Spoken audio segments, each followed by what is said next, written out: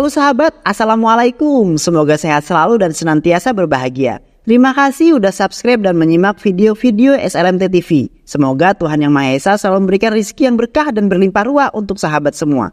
Nah, kali ini SLMT TV akan membawakan alur cerita film yang berjudul Nansigapu Manitan. Film ini mengisahkan tentang perjuangan seorang pria dalam membalaskan dendam kekasihnya yang telah diperkaos. Walaupun menderita penyakit langka, dia tetap membulatkan tekad dan menghabisi semua pelakunya. Penasaran dengan kisahnya? Tanpa banyak basa-basi lagi, ini dia alur ceritanya.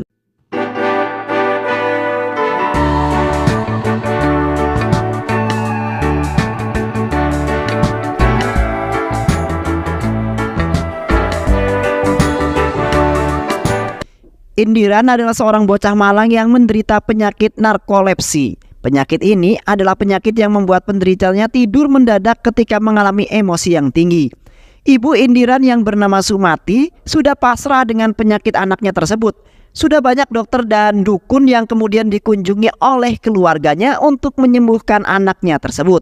Tapi tak kunjung juga menemukan hasil hingga pada suatu hari, seorang dokter berpengalaman meminta Sumati untuk tidak mengkhawatirkan penyakit anaknya tersebut. Penyakit narkolepsi yang diderita Indiran hanya akan membuatnya tidur secara mendadak jika dia menerima emosi yang tinggi. Emosi itu bisa meliputi rasa takut, kaget, marah, sedih, dan bahagia. Namun walaupun demikian, sejatinya Indiran ini tidak benar-benar tidur. Sejatinya Indiran tidak benar-benar tidur. Tertidurnya orang narkolepsi berbeda dengan tidurnya orang-orang biasa. Dia masih bisa mendengar dan merasakan apa yang kemudian terjadi di lingkungannya. Hal itulah yang kemudian membuat Indiran menjadi juara di kelasnya. Dia terus mendengar dan memahami apa yang dikatakan oleh gurunya walaupun dia terlihat seperti sedang tidur.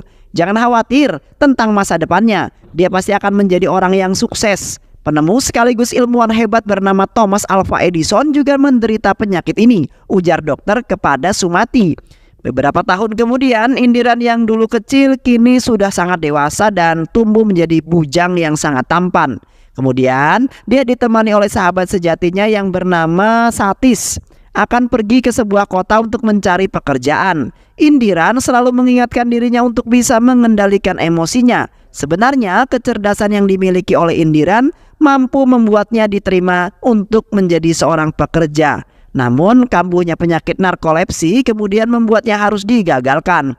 Berkali-kali Indiran melamar pekerjaan, berkali-kali juga dia ditolak. Indiran kemudian mendapat kesempatan untuk mendapatkan uang dari penyakitnya sendiri. Salah satu kampus mengundangnya sebagai narasumber dari penyakit narkolepsi. Sumati sebenarnya melarang Indiran untuk mengambil pekerjaan tersebut.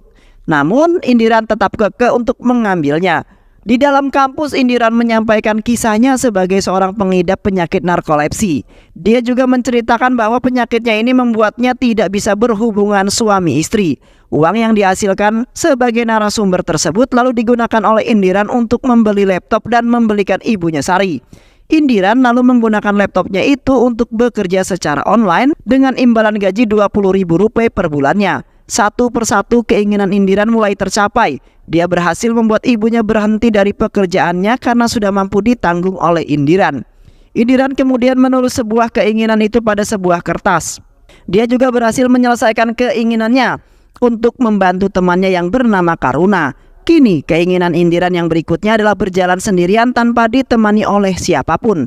Malangnya bagi Indiran karena tiba-tiba sebuah mobil hendak menabrak dirinya. Kejadian itu kemudian membuat narkolepsi Indiran kambuh dan dirinya pun langsung tertidur. Momen Indiran yang tiba-tiba tertidur itu justru dimanfaatkan oleh seorang pria asing untuk mencari sumbangan.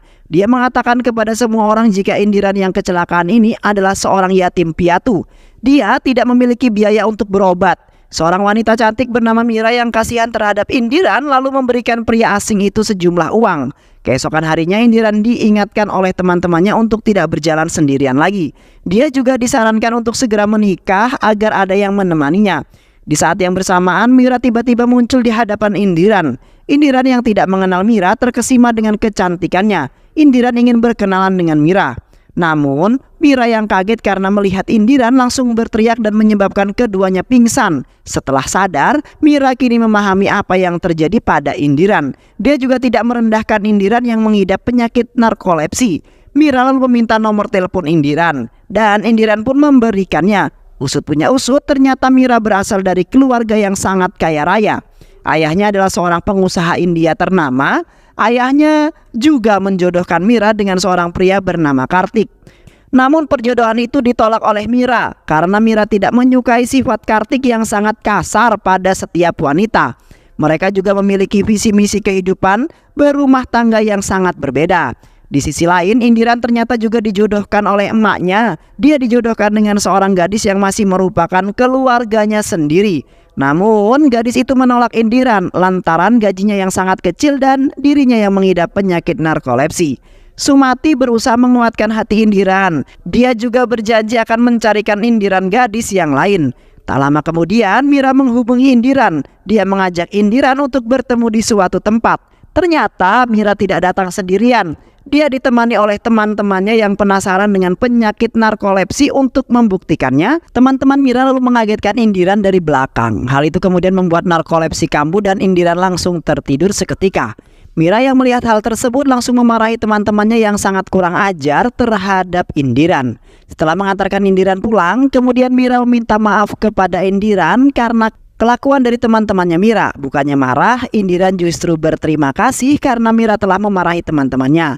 Aku mendengar semuanya, terima kasih karena telah memarahi teman-temanmu, ucap Indiran. Mira kemudian mulai kagum dengan penyakit narkolepsinya tersebut. Dia juga kepincut dengan kepribadian Indiran yang sangat baik hati tentunya. Mira lalu meminta Indiran untuk diperbolehkan mampir sebentar. Sumati yang melihat anak bujangnya itu kemudian membawa seorang wanita yang sangat cantik, tentu salah paham. Dia mengira jika Mira adalah sang kekasih Indiran.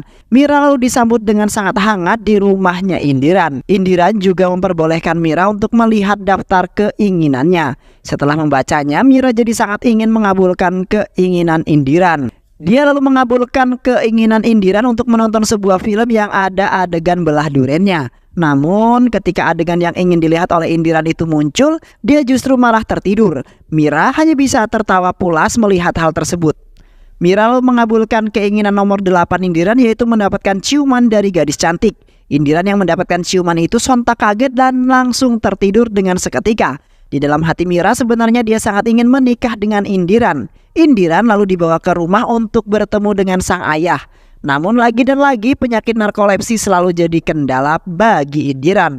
Ayah Mira tidak mengizinkan anaknya itu untuk menikah dengan Indiran karena Indiran tidak bisa memberikan sebuah keturunan untuk Mira nantinya. Aku tidak butuh uang ataupun kasta karena keduanya itu tidaklah penting. Aku hanya ingin agar anakku memiliki keturunan. Aku ingin ada yang melanjutkan keturunanku, ujar ayah Mira. Indiran jadi sangat malu setelah mendengar kata-kata tersebut. Dia kemudian mulai menjaga jarak dari Mira, bahkan terkadang menghindari si Mira. Mira yang mengetahui hal tersebut jadi sangat marah. Dia tak ingin Indiran menyerah begitu saja. Walaupun Indiran tak bisa memberikan keturunan, namun Mira tetap ingin menikah dengannya. Ayahku hanya mempermasalahkan dirimu yang tak bisa memberikan cucu, ujar Mira kepada Indiran.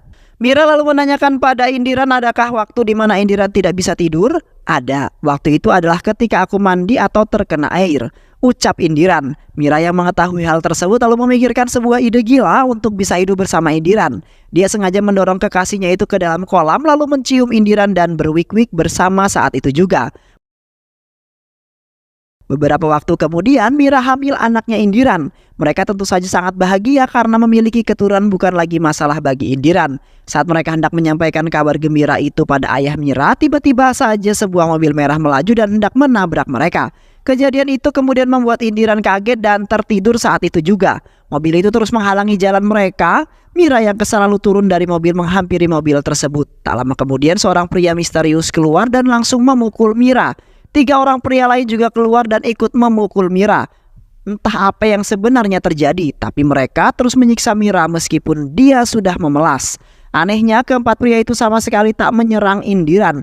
Mereka malah asik memukul Mira dan menyiksanya. Mira yang tak berdaya lalu diperkaos dengan sangat brutal meskipun dia sudah mengatakan jika dia sedang mengandung. Indiran yang mendengar jeritan Mira hanya bisa diam meneteskan air mata.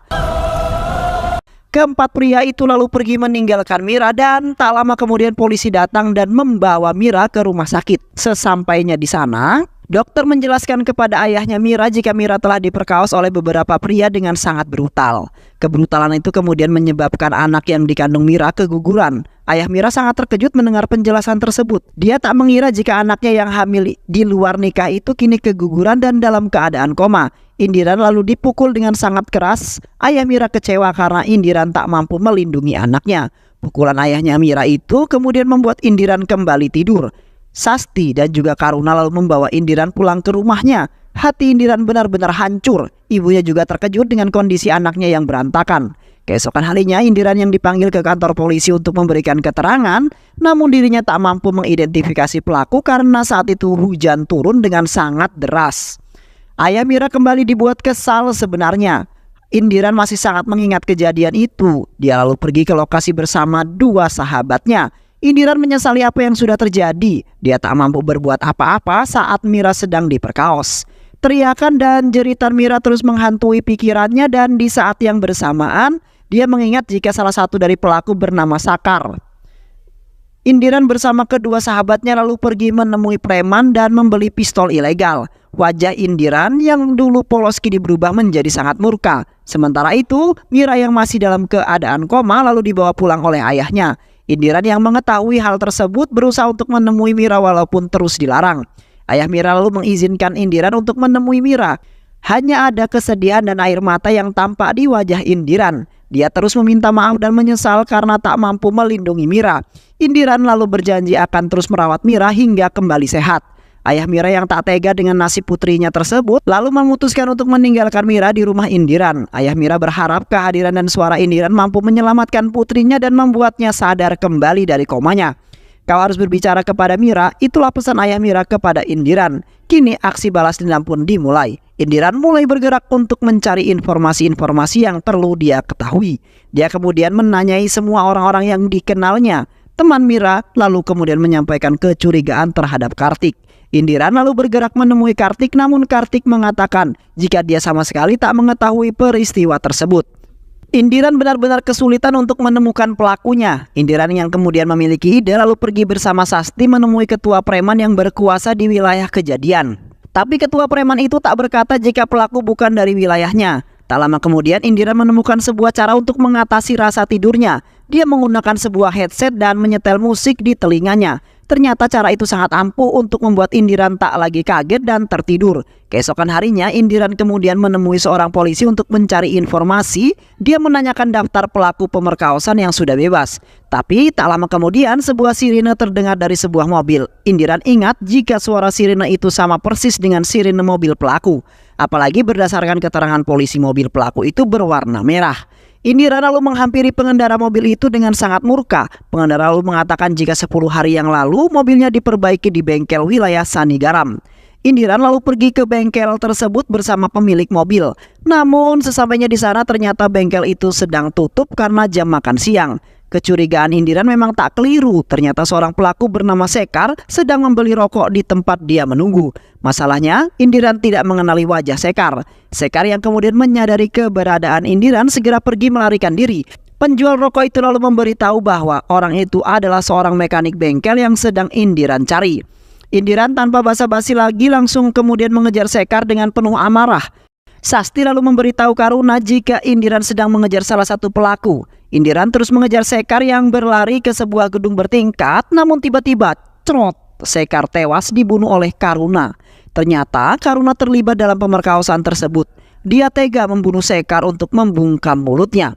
Mayat Sekar lalu Karuna buang ke dalam tong sampah. Karuna lalu melukai dirinya sendiri dan berteriak seolah-olah Sekar telah menyerangnya. Indiran yang mendengar teriakan itu langsung berlari menghampiri Karuna. Sesampainya di sana, Karuna berkata jika Sekar telah melarikan diri. Namun Indiran sama sekali tak peduli. Dia hanya ingin menyelamatkan Karuna. Indiran lalu membawa Karuna ke rumah sakit. Di rumah sakit Karuna kembali mengingat alasan mengapa dia melakukan ini semua. Semua ini dia lakukan hanya untuk membalas dendam pada Indiran. 3 tahun yang lalu, istri Karuna yaitu Pevita kedapatan selingkuh dengan temannya Karuna yang bernama Arvin. Perselingkuhan itu sudah mereka lakukan selama 1 tahun lamanya. Indiran yang mengetahui perselingkuhan itu kemudian meminta Pevita untuk berhenti dan tak menemui Arvin lagi. Indiran tak tega jika Karuna yang setia justru dihianati. Pevita lalu menghubungi Arvin dan menyampaikan jika perselingkuhan mereka telah diketahui oleh Indiran. Usut punya usut, ternyata itu semua hanyalah drama Pevita saja. Pevita sengaja berselingkuh dengan Arvin untuk memeras hartanya. Karuna sang suami adalah sutradara di balik rencana tersebut. Kedua pasutri memanfaatkan kekayaan Arvin untuk melunasi utang mereka dan hidup bermewah-mewahan. Ketika bertemu Arvin, Pevita berpura-pura ketakutan dan meminta Arvin untuk mengakhiri perselingkuhan ini. Namun Arvin yang terlanjur cinta mati pada Pevita tak ingin terpisah darinya. Pevita lalu mengatakan kepada Arvin ada sebuah cara agar mereka tetap bisa melanjutkan perselingkuhan ini, yaitu dengan memisahkan Karuna dari mereka. Pevita menceritakan jika Karuna hendak membuka usaha di Amerika, namun dia tak memiliki cukup modal. Arvin yang mendengar hal tersebut dengan sigap dan memberikan Karuna dana dan membuatnya pergi ke Amerika. Dengan begitu, Arvin dan Pevita bisa kembali bermesraan. Indiran yang mengetahui jika Pevita masih berselingkuh dengan Arvin kembali datang menemuinya. Dia tak ingin Karuna terus-menerus dihianati. Karuna yang ada di rumah itu langsung bersembunyi dari pandangan Indiran. Tapi Indiran mengetahui semuanya. Setelah pulang, Indiran menghubungi Karuna dan menanyakan posisinya. Karuna menyatakan kepada Indiran jika dia baru saja sampai di rumah. Padahal Indiran menghubunginya saat masih berada di tangga rumahnya.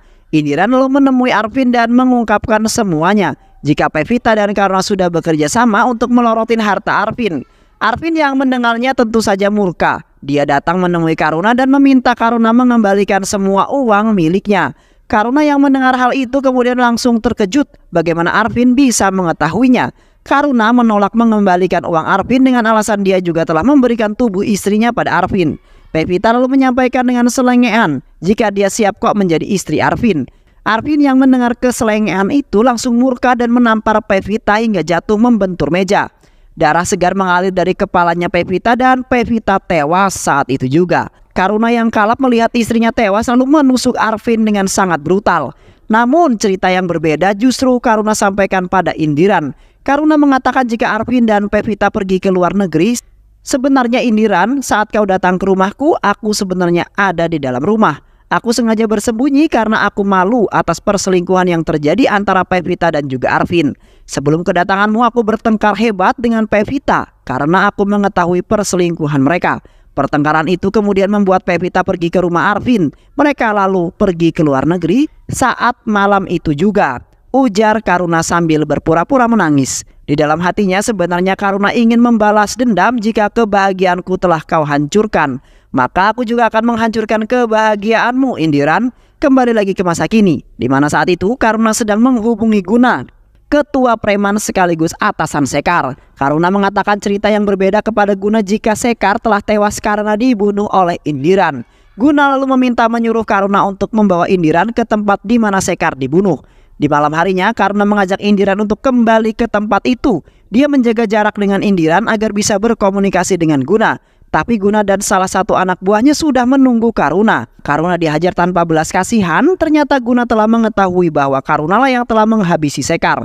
Guna mengetahui semua kelicikan dan kebusukan Karuna. Apalagi dulu geng Sekar lah yang sudah menguburkan mayat Pevita dan juga Arvin.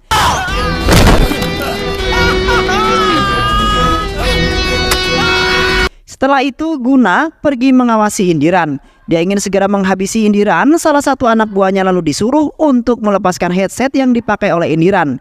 Indiran tentu saja marah. Dia ingin menghabisi ketiga orang yang telah memperkaos Mira, kekasihnya tersebut. Tapi di tengah jalan amarahnya justru membuat narkolepsinya kambuh dan sontak membuat Indiran tertidur. Indiran lalu dihajar oleh mereka semua dengan sesuka hati. Tapi salah satu dari mereka malah melakukan kesalahan. Dia mencabut pipa air karena ingin menghajar Indiran. Sehingga semburan air yang mengenai Indiran malah kemudiannya membuat bangun. Dan saat itu pula Indiran bangkit dan langsung menghajar mereka semua. Satu persatu mayat mereka mulai berceceran. Indiran melibas mereka dengan sangat brutal hingga pada akhirnya hanya menyisakan Guna seorang. Indiran lalu menghabisi Guna dengan sangat kejam. Di saat yang bersamaan Karuna datang dengan topeng mukanya. Dia berpura-pura puas atas kematian pada preman. Meskipun sudah mengalahkan Guna dan anak buahnya, nyatanya Indiran masih berada di sana. Ternyata Dalang masih menunggu kematian dari dalang utama pemerkosaan Mira. Usut punya usut, Indiran sudah mengetahui semuanya. Dia menyadari saat Karuna hendak menghabisi Sekar. Dia melihat pantulan cahaya yang menunjukkan jika Karunalah yang menghabisi Sekar. Sebenarnya saya bisa menghabisimu pada saat itu juga, tapi saya mengurungkannya karena saya ingin melihat sisa pelaku lainnya. Indiran lalu menghajar Karuna tanpa basa-basi. Dia kemudian melupakan semua perasaan pada tinjunya itu. Mengapa kamu membuat Mira menderita padahal dia tidak ada hubungannya dengan semua ini? Aku yang melakukannya. Lantas mengapa Mira yang dihukum? Mengapa? Mengapa? Mengapa? Karuna akhirnya menjawab semua pertanyaan itu. Aku bisa saja langsung membunuhmu, tapi aku tidak melakukannya. Aku ingin membuatmu hancur. Aku ingin membuatmu menderita. Aku ingin kau merasakan penderitaan yang kurasakan. Indiran sudah tak tahan lagi dengan semua yang terjadi. Dia lalu membunuh Karuna, sahabatnya sendiri. Sementara itu Mira masih dalam keadaan koma. Indiran memasukkan satu lagi keinginannya, yaitu melihat Mira bangun dan ceria seperti sedia kala. Dan film pun selesai. Baik sahabat, terima kasih sudah menyimak alur cerita film ini. Mudah-mudahan sahabat semua terhibur dan jangan lupa like, subscribe, dan share video ini. Sehat selalu. Wassalamualaikum warahmatullahi wabarakatuh.